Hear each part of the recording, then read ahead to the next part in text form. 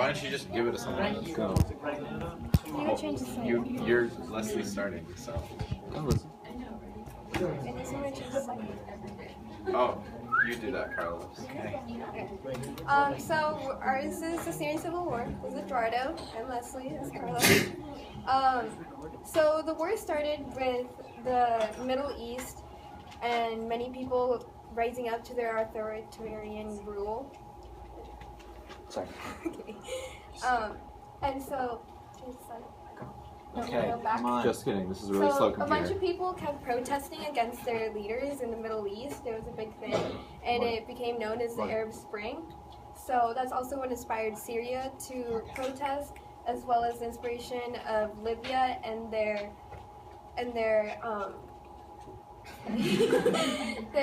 they overthrew their dictator Gaddafi. And yeah. Hello, Miss Sheldon. Are you? Okay. And yeah, so they got inspired, and it actually started with 3 high schoolers who went and graffitied and put pro-democracy, and so the dictator of Syria, which next slide. Currently it's Bashar, but back then it was this guy. Hafiz, yes, his father, who ruled for 30 years and modernized the country, but under severe repression. But then later Bashar came into power in 2000 when his father died. So then those high schoolers went and they graffitied pro-democracy.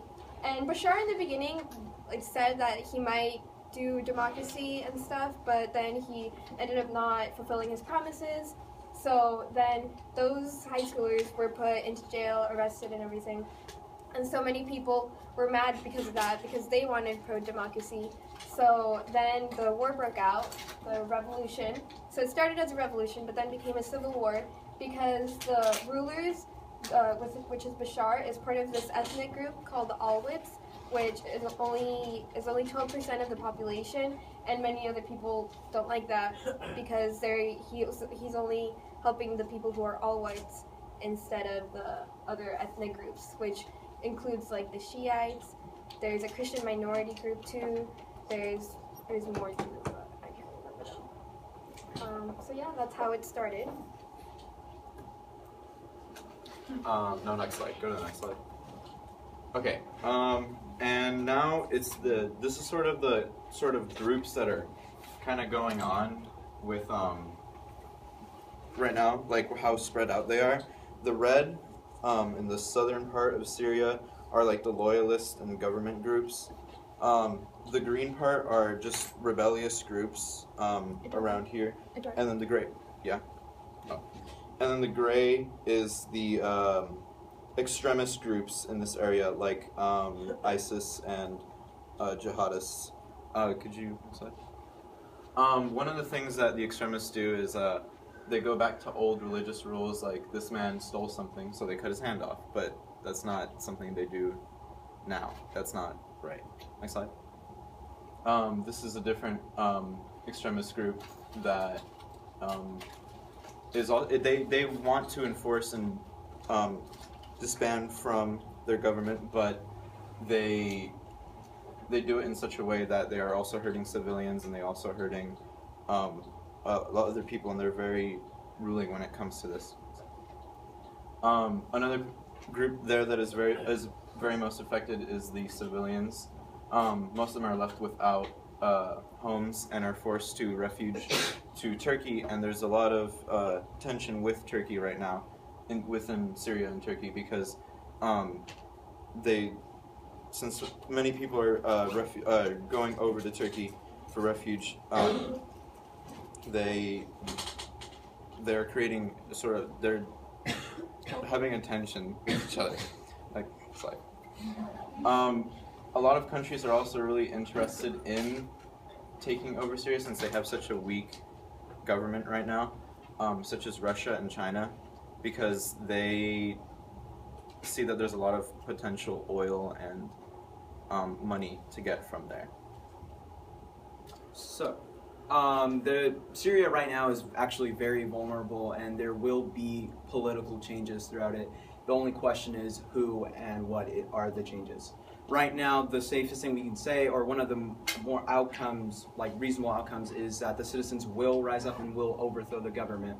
And if that does happen, and the citizens do overthrow the government, the good thing that we want to see is that they, show in democracy. But what could also happen is, next slide, is that ISIS and other radical groups can manipulate the citizens like they have before and overtake what is Syria in the future. Next slide. Also, but another outcome is that Syria's government does somehow die down all the riots and all the conflict and become even more oppressive and even more powerful than they were before. Next slide. But and then also another outcome that could happen is that with everything gone, other neighboring countries such as Turkey and Libya can overtake Syria. I think that this is probably the best outcome, because if Syria with no government, what the UN is wanting to do is that they come in when everything is done, but that will do is that it'll provoke many radical groups like ISIS and other radical groups, mainly ISIS. But if Libya and Turkey come in and intervene and fragmentate Syria, what it will do is it will bring more peace with the citizens and the radical groups like it has before. Because today, approximately, there are 2 million refugees from Syria into Turkey. So that is probably what's going to happen, is that Syria will fragmentate and it will become not Syria anymore, but more into Turkey and Libya. Okay, I don't mean to make you nervous. I let it go once. There's no support. Fragment, okay. Yeah.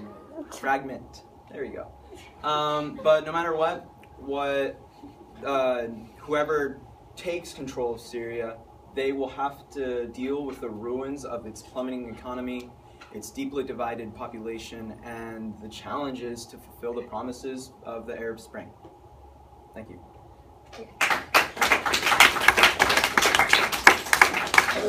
Any questions? Let's stop. Oh yeah. That's it. Just kidding. Any questions? Yeah. Any questions? Any questions? No questions. Really, come on. Somebody's got to have Mr. Robbie, a question? Yeah. Okay. Ollie's got a question. Yeah. There we go. Some are. Yeah, because some like- are really pro-democracy and stuff, but then again, people are scared of the extremist groups. So That would fit they in with kind the of rebel hide. groups, Yeah. too. A lot of the time, they're the ones being attacked, and there are some who align with the rebels, and there are some who are loyalists. It's just very deeply divided, and it's a civil war. So it's people against people, rebels against government, government against people. It's really chaotic and violent. Yes. How is the government reacting to ISIS taking over so much of Syrian territory? Well, I mean, really, ISIS is probably the most powerful role or group in Syria right now. They're feeling very vulnerable and honestly probably really scared. Yeah. I the government's trying, but it's really hard because they're really packed and dangerous. Right. So, And they have that. yeah, they have a lot. definitely. Really good job, guys. Very informative, very well presented. Good job. Thank you.